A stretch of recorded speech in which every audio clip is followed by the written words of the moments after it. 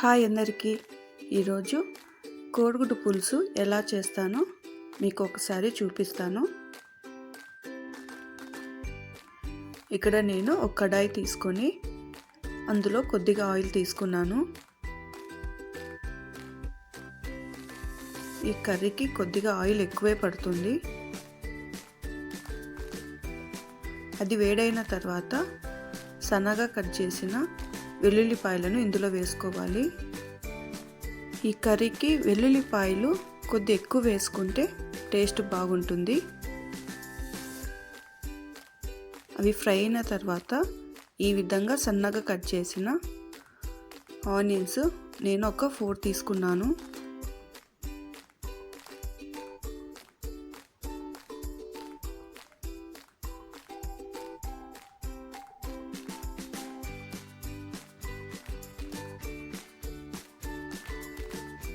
కొద్దిగా పసుపు, 1 spoon salt వేసుకోండి. ఆనియన్స్ అనేది త్వరగా ఫ్రై అవుతుంది.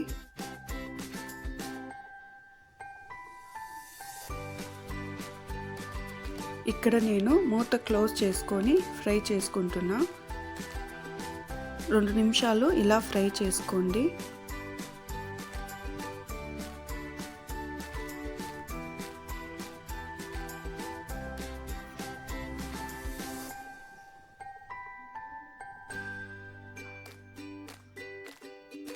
తర్వాత కొద్దిగా కరివేపాకు వేసి ఇలా ఒకసారి బాగా కలుపుకోవాలి.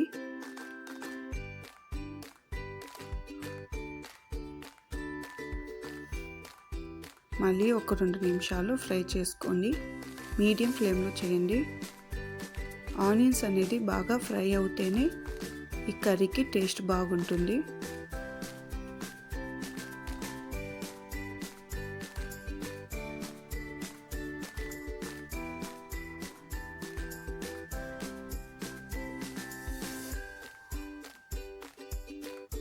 ఈ విధంగా ఆనియన్స్ అనేది కలర్ మారే వరకు ఫ్రై చేసుకోవాలి.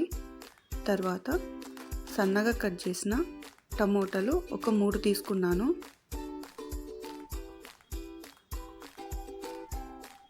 ఇలా ఒకసారి బాగా కలుపుకొని మూత అనేది క్లోజ్ చేసుకొని ఒక 5 నిమిషాలు అలాగే బాగా ఉడకనివ్వండి.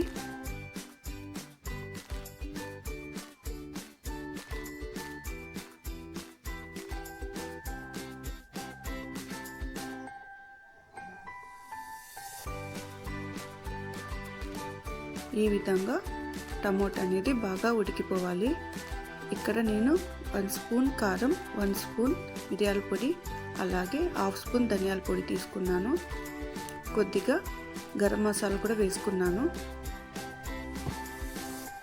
ఈ మసాలాలు వేసినప్పుడు లో ఫ్లేమ్లో ఫ్రై చేసుకోండి, లేదంటే త్వరగా మాడిపోతుంది.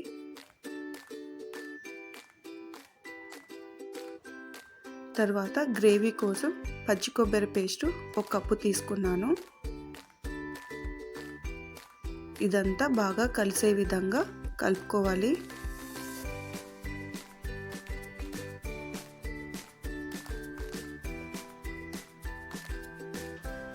ఈ విధంగా మీడియం ఫ్లేమ్లో ఒక 3 నిమిషాలు బాగా ఫ్రై చేసుకోండి. అప్పుడు మసాలా అనేది పచ్చివాసన లేకుండా ఉంటుంది.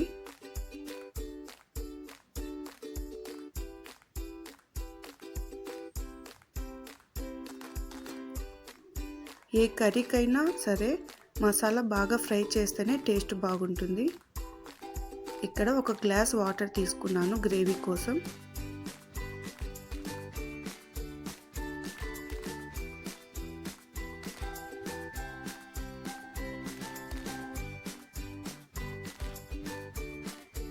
ఇక్కడ నేను సాల్ట్ కొద్దిగా వేసుకున్నాను. మీరు చెక్ చేసుకొని సరిపోకపోతే వేసుకోండి. నాకు తక్కువ అనిపించింది, అందుకే నేను 1 స్పూన్ సాల్ట్ వేసుకున్నాను.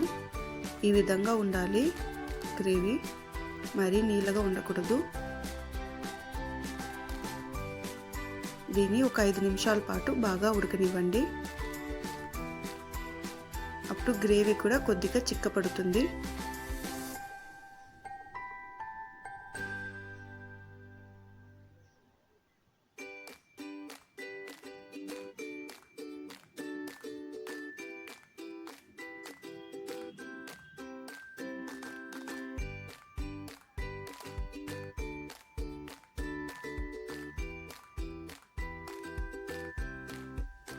ఈ విధంగా ఆయిల్ సపరేట్ వచ్చే వరకు బాగా ఉడకనివ్వాలి.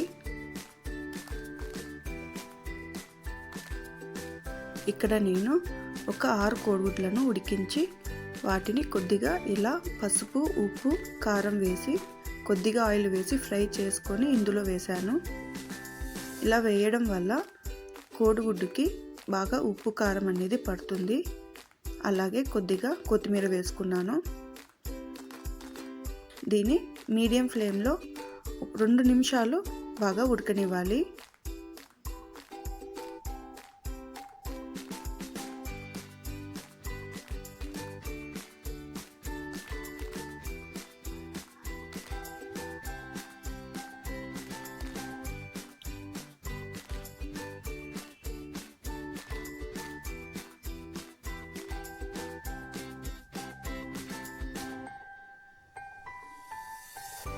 ఒకసారి అడుగు అంటకుండా ఈ విధంగా కలుపుకోవాలి.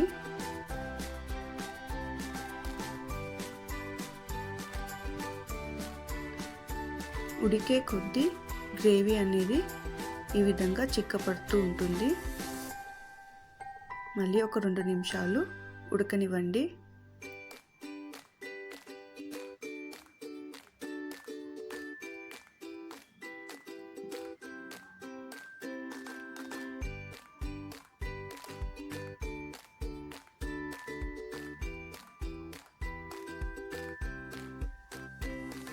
ఈ విధంగా ఆయిల్ అనేది సపరేట్ అవ్వాలి. ఇది రైస్కి చాలా బాగుంటుంది. చూసారు కదా, ఈ విధంగా చిక్కపడుతుంది ఉడికే కొద్దీ. కోడిగుడ్డు పులుసు రెడీ అయిపోయింది. నేనైతే ఇలా చేస్తాను. ఒకసారి ట్రై చేసి చూడండి, మీకు కూడా నచ్చుతుంది. నచ్చితే ఒక లైక్ చేయండి.